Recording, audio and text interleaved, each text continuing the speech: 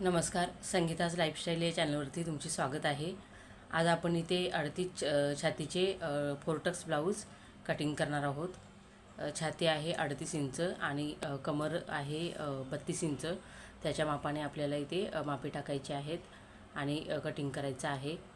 तर फोरटक्स ब्लाऊज आहेत, 2 ब्लाऊज आहेत एकाच मापाचे. तर पहिल्यांदा इथे मी स्लीव्स कटिंग करून घेते. तर त्याच्यासाठी इथे मी अस्तर 1-1 मीटर घेतलेले आहे दोन्ही ब्लाऊज पीसांना. तर इथे मी ब्लाऊज पीस आहे तो डबल फोल्ड करून घेतला. बंद साईड आपल्या साईडला घ्यायची. इथे आपल्याला स्लीवचे माप टाकायचं आहे. तर इथे मी पहिल्यांदा खालच्या साईडून चॉक मारून कापड सरळ करून घेतला. ते स्लीवची पूर्ण उंची आहे 8.5 इंच, त्याच्यामध्ये 1 इंच घ्यायचे. इथे मी 9.5 इंचावर माप टाकून घेतले. इथे 1 इंच घ्यायचे आणि इकडच्या साईडला मी 3.5 इंचावर डाऊन करून घेतले. त्याच्यानंतर सरळ रेष आखून घेतली. पहिल्यांदा इथे मी स्लीव्ज आहे तसेच कटिंग करून घेणार आहे.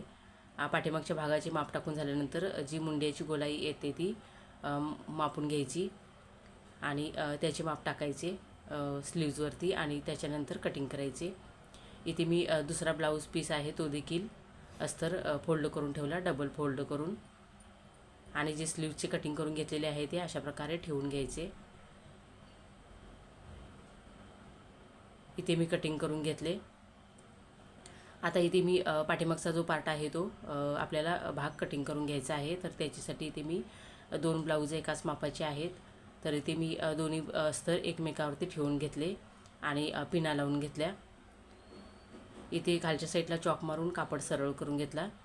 ब्लाऊजची पूर्ण उंची आहे 14.5 इंच, त्याच्यामध्ये 1 इंच घेऊन इथे मी 15.5 इंचावर माप टाकून घेतले. इथे शोल्डर 7 इंच घेतलेले आहे, कारण पाठीमागचा पुढचा भाग एकदम कमी आहे.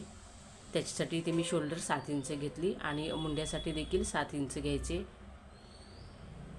पाठीमागचा गळा 3.5 इंच आहे आणि पुढचा गळा 5.5 इंच तयार आहे. त्याच्यासाठी इथे मी शोल्डर आणि मुंड्याचे माप बोटनेक ब्लाऊजचे कसे आपण घेतो त्याप्रमाणे टाकून घेतलेले आहे. इथे छातीचे माप टाकून घेतले आणि खालच्या साईडला इथे मी कमरेचे माप टाकले. छाती आहे 38 इंच आणि कमर आहे 32 इंच. त्याच्या मापाने इथे मापे टाकून घेतली. इथे मुंड्यासाठी 1.25 इंच घेतले. आता इथे आपल्याला गळा रुंदीचे माप टाकायचं आहे. तर पहिल्यांदा इथे मी 2.5 इंचावर माप टाकून घेतले. तयार शोल्डर आपल्याला 3.5 इंच पाहिजे, तरी ते 1/2 इंच जास्त होते म्हणून मी अजून 1/2 इंच वाढवले.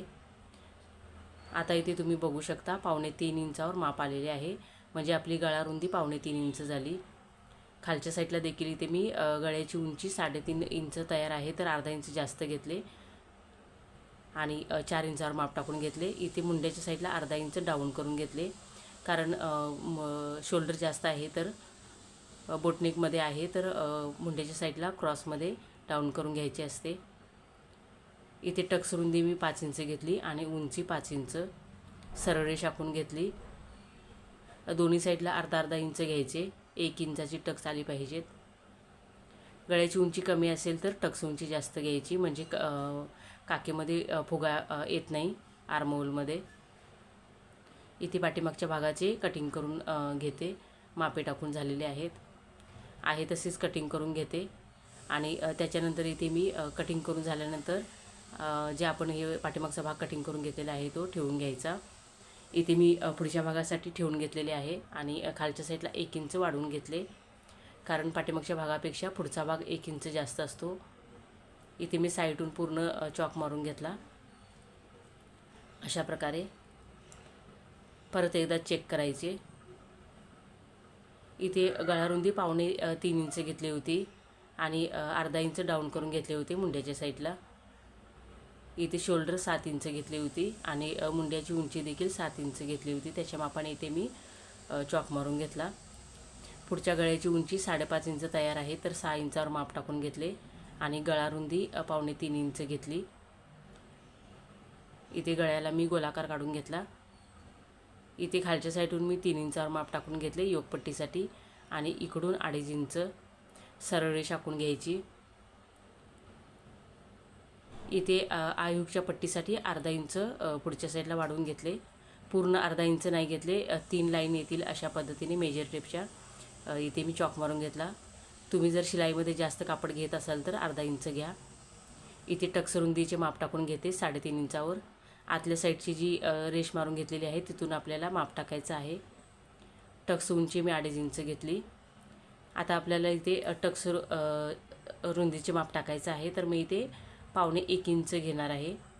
म्हणजे मधली जी लाईन आहे त्याच्या दोन्ही साईडला 1.25 इंच 1.25 इंच घ्यायचे, म्हणजे चेस्टला व्यवस्थित बसेल ब्लाऊज. इथे चॉक मारून घेतला. दोन्ही साईडला मी 1.25 इंच घेतले, म्हणजे 1.5 इंच अजून एक लाईन आलेली आहे.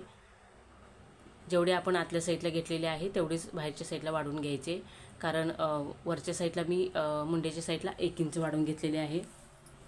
कारण आपण टक्स दिल्यानंतर कापड आकसला जातो, त्याच्यामुळे कमी पडेल फिटिंगच्या साईडला, म्हणून मी इथे बाहेरच्या साईडला वाढवून घेतलेले आहे. इथे मी मधल्या टक्स जी गोलाई येते मधल्या साईडची, ती दोन्ही साईडून मी इथे मधला जो पॉईंट आहे टक्सचा त्या दोन्ही साईडून मी 1.5 इंचावर माप टाकून घेतले.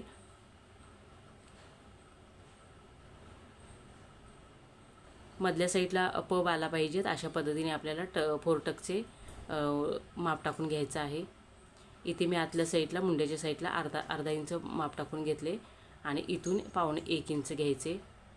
जेवढे आपण पाठीमागच्या भागासाठी 1.25 इंच घेतले होते तेवढेच इथे मी पुढच्या साईडला देखील 1.25 इंच घेतले. त्याच्यानंतर इथे मी कटिंग करून घेते. योगपट्टीची इथे माप आहे त्याच्या मापानेच योगपट्टी कटिंग करायची. इथे मी एक्स्ट्राचे कापड कटिंग करून घेते आणि इथे मी जेवढे आपण माप टाकून वाढवून घेतलेले आहे तिथून कटिंग करायचं आहे. इथे 4 टक्सचे आपण माप टाकून घेतलेले आहे तिथे कट देऊन घ्यायचे, म्हणजे पाठीमागच्या भागावर देखील कुठे माप टाकायचं ते पटकन समजते. इथे टक्स पॉईंट आहे ते मी काढून घेतलेले आहे, तुम्ही बघितला असेल अशा प्रकारे. इथे मी ग्रीन कलरचा अस्तर आहे त्याच्यावर देखील चॉक मारून घेणार आहे.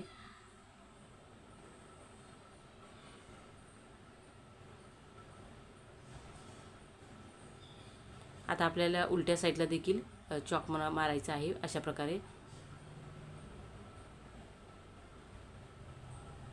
इथे मी पूर्ण 4 पार्टवर चॉक मारून घेतला. आता इथे आपल्याला स्लीव्सचे माप टाकायचं आहे, स्लीव्जवर कटिंग करायचं आहे. तर पाठीमागच्या मुंड्याची गोलाई 8.5 इंच आलेली आहे. पाठीमागच्या मुंड्याची जी गोलाई आहे ती स्लीव्जवरती टाकून घ्यायची कधी पण, म्हणजे फिटिंगला ब्लाऊज आपण स्टिचिंग करतो त्यावेळी बराबर येते. दंडगेर आहे 8.5 इंच. इथे 1/2 इंच लूज घेतले, म्हणजे इथे मी 4.5 इंचावर माप टाकून घेतलेले आहे. 4.5 आणि 1 लाईन घेतली जास्त.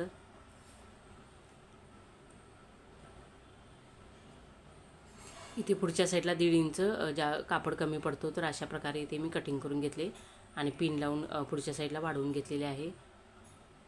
अशा प्रकारे इथे स्लीवचे कटिंग करून झाले. इथे कटिंग करत होती त्यावेळीच जे आपण मी आयहूक लावण्यासाठी बाहेर जी लेडीज आहे त्यांना देते, तर ती आली होती दुपारी ब्लाऊज घ्यायला. एकूण 7 ब्लाऊज स्टिच करून ठेवलेली होती. याची व्हिडिओ बनवायला वेळ भेटला नाही, तरी तिला मी इथे चॉकने मार्किंग करून देते कुठे आय आणि हुक करायचे ते तिला पटकन समजेल त्याच्यासाठी. हा प्रिन्सेस कट ब्लाऊज आहे 38 छातीचा. पुढच्या साईडला व्ही नेक घेतलेला आहे आणि पाठीमागच्या साईडला देखील डिझाईन बनवून घेतलेली आहे. तुम्हाला इथे मी दाखवते. बोटनेकमध्ये ब्लाऊज आहे पाठीमागच्या साईडला आणि दोरी लावून लटकन बनवून घेतलेले आहेत. हे 2 ब्लाऊज झाले आणि हा ब्लाऊज काज बटनचा आहे 36 छातीचा. तर काज आणि बटन करायचे आहेत ह्या ब्लाऊजला, म्हणून इथे मी चॉक मारला.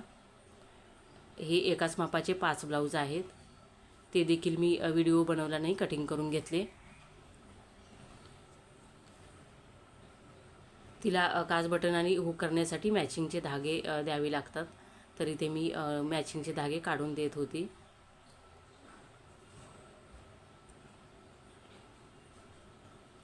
त्याच्यानंतर ती गेल्यानंतर मी इथे बाकीचे कटिंग आपले बाकी उरलेले होते ते कटिंग करायला घेतले. तर ग्रीन कलरचा ब्लाऊज पीस आहे तो मी ठेवून घेतलेला आहे फोल्ड करून, आणि जे कटिंग करून घेतलेले होते अस्तर ते ठेवून घेतले.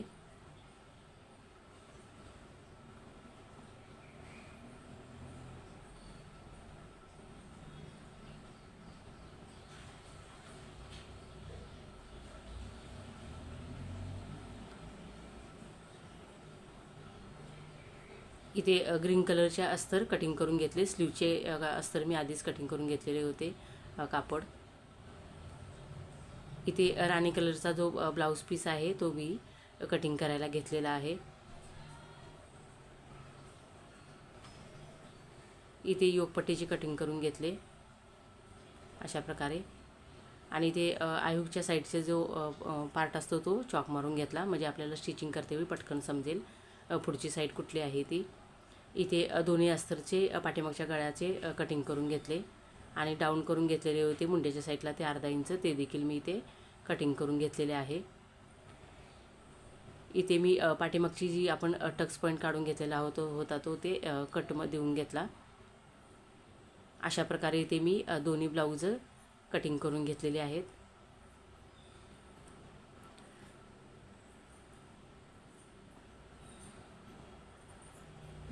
अशा प्रकारे इथे दोन्ही ब्लाऊज कटिंग करून झालेले आहेत.